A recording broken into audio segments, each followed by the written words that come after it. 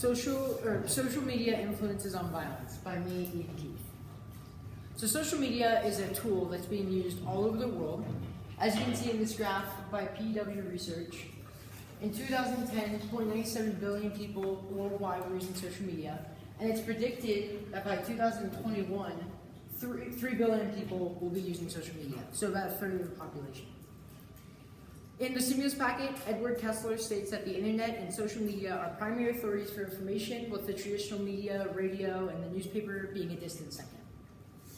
This means that when you have a question, you usually don't go to books anymore. You go to the media, and social media is the thing that gives you most of your information. So in 2018, there were a series of stabbings in London, and the police commissioner, Cressida Dick, thinks that the London stabbings of 2018 were caused by social media due to threats being able to pass not just on the streets, but also at home. So this raised the question, does social networking and media, like YouTube and Facebook, cause violence between citizens? Now, there are 3 main ways that social media can cause violence. The first is through misleading information, because when we go on to social media, not all the information we see will be true, and it may have create preconceived thoughts of races or religions, just like we saw with the mosque shooting a couple weeks ago. According to New York Times, right-wing sites publish false or misleading information 38% of the time, and lefty sites did so 20% of the time. While this is not violent or sole misleading information, it's political, it still shows how there is misleading information in our world today. There's also violent information. So Meredith Gassner, MD, states that there is literature that connects certain types of internet use to increase aggressive behavior. For example, quality of online exposure may be contributory to violence. Youths who perpetrate serious crimes were significantly more likely to have viewed violent online content. There's also a study done where they showed kids a video, violent video online, and they put them in a room with a stuffed animal, and they asked them how this video made them feel. They would react on the stuffed animal, and a lot of them ripped their heads off and stomped on them on the ground. She also states that the internet provides unfettered access to images and videos of real-life violence, and this leads to something called the Copycat Effect. So certain people, when they see a shooter online, they see how much attention the shooter is getting, and they want that attention, so they'll go and reenact the shooting. And this is how a lot of school shootings occur. Cyberbullying also causes violence, but Russell describes cyberbullying as bullying that takes over digital devices. So it means now 6 hours of your day could be spent bullying at school, but now 24 can be at home, because it extends the range of bullying that can occur. This was another graph by PW Research Center.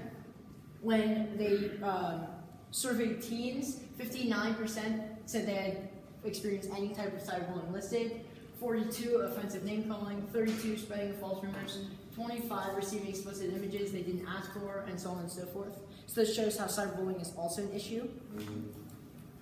So how do these things specifically cause violence? So Jay Cantor states that meta-analysis show that media violence viewing consistently is associated with higher levels of antisocial behavior, ranging from the trivial, which is immediate violence against toys, like I said before, to the serious criminal violence. And there are also outcomes in between, such as violence being an answer to problems. Martin Luther King also states in the stimulus packet, when describing racism, that there comes a time when this cup of endurance runs over and men are no longer willing to be plunged into an abyss of injustice where they experience the bleakness of corroding despair. This states how cyberbullying can cause violence, because when people are constantly being bullied, because that's what cyberbullying does, it makes bullying be more constant, when they lash out, this is their reason to lash out now, it's cyberbullying, and they can't take the constant hate, so they lash out in violence. There are examples of violence in the world. These 2 girls in 2014 brought their friend out into the Wisconsin forest and stabbed her 38 times because someone posted on internet that in order to survive the Slender Man, which is an online trend, they needed to kill their friend. Luckily, the other girl survived. And then this was the London stabbings, which when the police commissioner did do more research, she found that multiple threats had been online, and that was some of the reasons for the stabbings. So there are solutions to this, ways to limit what violent or misleading information we see online and cyberbullying. So Will Boggs, MD, states that parents should be mindful of what shows their children watch and which games they play. This shows how parents just need to be more mindful of what their children are looking at online. And there are also ways to limit this, like Net Nanny, which is an application you can put on your children's devices which will limit and block certain applications that may have violent information on them. For adults, the best thing to do is to speak out or speak to legislators about getting more laws and limits put on violent hashtags on Instagram or Facebook and getting those violent images reviewed.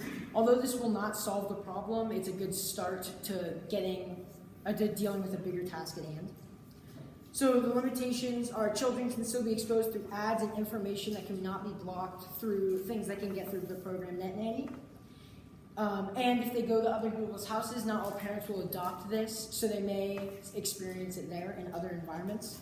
And for adults, speaking out is only an attempt at solving. Like I said, it will not eradicate the problem. Some implications are children's devices will be more easily controlled and viewed. You'll be able to see what your child's looking at, and violent media will not be as prevalent. And as ideas of limiting websites will be more prevalent in conversations, because as more people try to speak to legislators and getting this problem removed, the idea will become bigger and bigger until we can take the next step in eradicating the problem. So I concluded that social media has been linked to cause some forms of violence across different age groups. While there is no solution, there are ways to limit this, and that's what can be done to start solving this problem now. Thank you. Thanks, Ian. I've got a couple of questions for you. How did your research question evolve as you moved through the process from starting your thesis all the way through to this presentation? So first, it was really bland. It was general. It wasn't specifically like YouTube or Facebook, and it wasn't certain types of violence that I wanted to figure out. And I just was doing it in the US. And then as I started to research and figure out more things, I realized the problem was worldwide, and there were specific applications that were causing this, like YouTube and Facebook. Okay, good. And then as a follow-up, if you had more time, what additional research do you think you could do that would deepen or broaden your conclusions? I think having a counterclaim would be very helpful to making my conclusion a little more accurate, because I didn't have one, and I think if I did, I'd be able to look at another side of the argument, which is that social media doesn't cause violence. So I think looking at that would help with my conclusion. Okay, terrific. Thank you.